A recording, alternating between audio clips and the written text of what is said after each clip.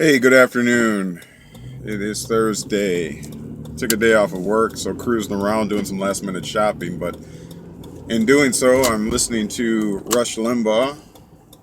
It's about 1:49 in the afternoon, and I'm hearing him try to figure out and justify why it is that what people are hoping for in Donald Trump and what they're seeing. And I was on the same bandwagon that Donald Trump is not establishment, and we shouldn't be looking for him to. We shouldn't be expecting for him to carry out his campaign and his administration like the rest of the politicians do, because he wasn't raised or groomed as a politician necessarily. However, doing more in-depth studies, I'm seeing that when you follow the money, all you see is corruption. It doesn't matter which way you go, Republican, Democrat. Sorry about the shadow. I'm driving into the sun, so you just have to deal with it. You don't want to see my ugly mug anyways. But anyhow, when you follow the money, the deeper you go, it doesn't matter Democrat or Republican, all you're finding is corruption. They all somehow have their hands in the cookie jar, pay to play, and all kinds of other different corruptions and schemes. So Trump is a billionaire. That money that he has made, that he has earned, that he uses, has to come from somewhere. While he may not be able to be bought necessarily, he still depends and survives by the people that allow him to get to certain levels of wealth. He can't create it on his own. He's not the last Don, if you will. There's other people that are much higher than he is, and that control the money supply and manipulate it as well. So it does not stop with Donald Trump. He is not the ceiling of the financial, economical, and geopolitical hierarchy. So,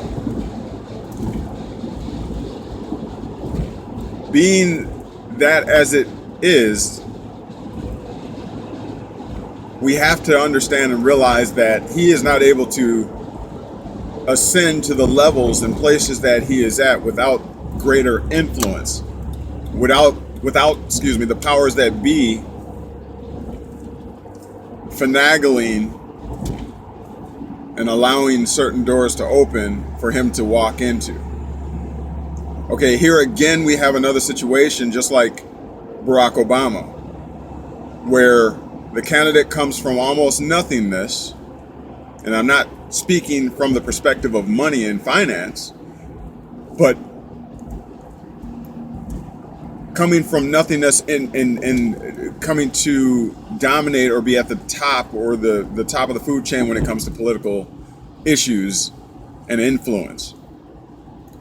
Where did Donald Trump come from that the decision was made that he is the individual that can address all the issues, the political issues that America is now faced with? Where did he come from, and who made that decision? Because as far as I know, no one just wakes up in the morning and decides that they are fit and able to run this country.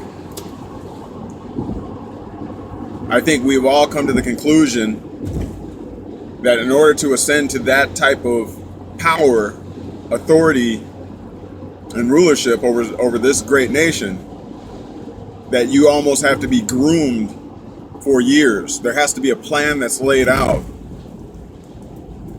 And I don't know how many of you ascribe to the theory that all presidents are related, but it is a strong possibility, and it does make a whole lot of sense. So I'm just saying simply that we have to, as educated Americans, start realizing that there's more here, like Transformers, than meets the eye. There's more going on here than just someone ascended the American hierarchy or the, use the pursuit of happiness to make it all the way through the levels of our caste system and of freedom and liberty and made it to the presidency of the United States. If that's the case,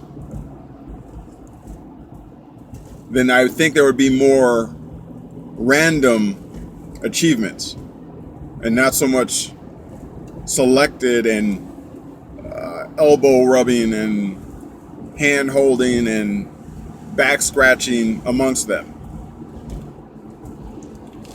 Because how many great people have won the Nobel Peace Prize? How many great people have invented wonderful designs and things like that, but never made it into any political type of environment, you know? So I don't buy that people make it to the presidency or Secretary of State on their own. I don't think it's even possible. I believe that people are selected. They're not elected. Anytime you have a member of the Electoral College coming out and blatantly saying that the American people do not make the decision, but the Electoral College makes the final decision, that should let us know right there. Now, why isn't there a strong outcry, or I should say a stronger outcry? Because I know that people are waking up and realizing that a lot of this is just a setup. I know that there is an awakening going on in the United States, but people are not upset enough. They're not angry enough to enact change. We're still kind of just going with the motions. We're still kind of hoping that the great American experiment, if you will, is still by chance and not by design. That's what we're still hoping in, but we should be noticing now that that's just not the case. It should be obvious now.